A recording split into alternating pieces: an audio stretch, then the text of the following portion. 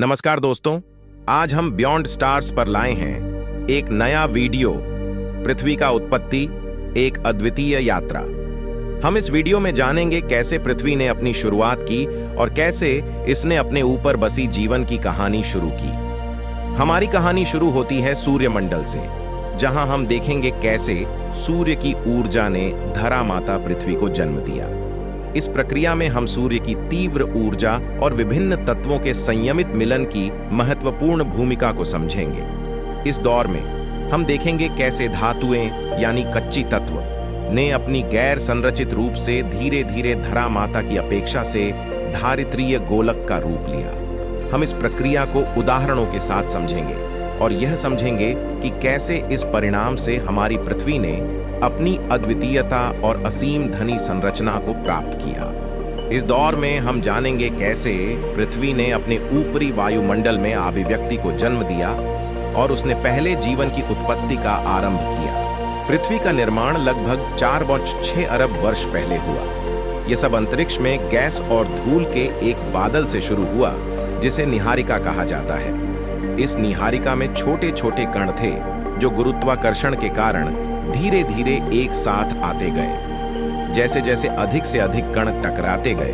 उन्होंने बड़े पिंडों का निर्माण किया जिन्हें प्लैनेसिमल्स कहा जाता है। ये ग्रहाणु अंततः आकार में बढ़े और प्रोटोप्लैनेट बन गए। ऐसा ही एक प्रोटोप्लैनेट हमारी पृथ्वी थी। समय के साथ प्रोटोप्लैनेट पृथ्वी पर अन्य अंतरिक्ष चट्टानों द्वारा बमबारी होती रही, जिससे तीव्र गर्मी पैदा हुई। इस गर्मी ने चट्टानों और धातुओं को पिघला दिया और परिणाम स्वरूप भारी पदार्थ केंद्र में डूब गए, जिससे पृथ्वी का केंद्र बन गया।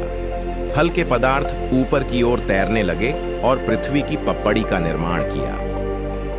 पृथ्वी की सतह ठंडी होने के बाद लाखों वर्षों तक वर्षा होती रही। इस वर्षा से महासागरों का निर्माण हुआ और पृथ्वी का वायुमंडल भी निर्मित हुआ।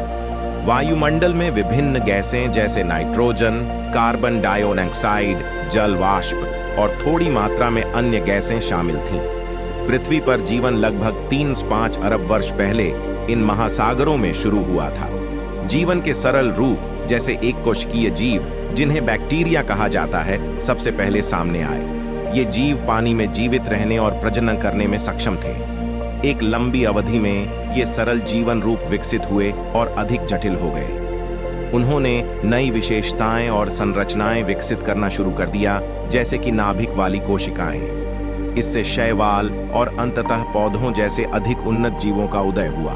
जैसे जैसे समय बीतता गया, जानवर इन प्रारंभिक जीवों से विकसित हुए। उन्होंने धीरे धीरे अलग अलग शारीरिक संरचनाएं विकसित की, जिससे वे चलने फिरने और अलग अलग वातावरण में अनुकूलन करने में सक्षम हो गए। छोटे और सरल प्राणियों से अधिक जटिल जानवर उभरे, जिनमें मछली, सरीसृप, स्तनधारी और अंततः मनुष्य शामिल थे। इस विकासवादी प्रक्रिया के दौरान पर्यावरण में परिवर्तन, संसाधनों के लिए प्रतिस्पर्धा और आनुवंशिक उत्परिवर्तन जैसे विभिन्न कारकों ने पृथ्वी पर जीवन की विविधता को आकार देने में भूमिका निभाई।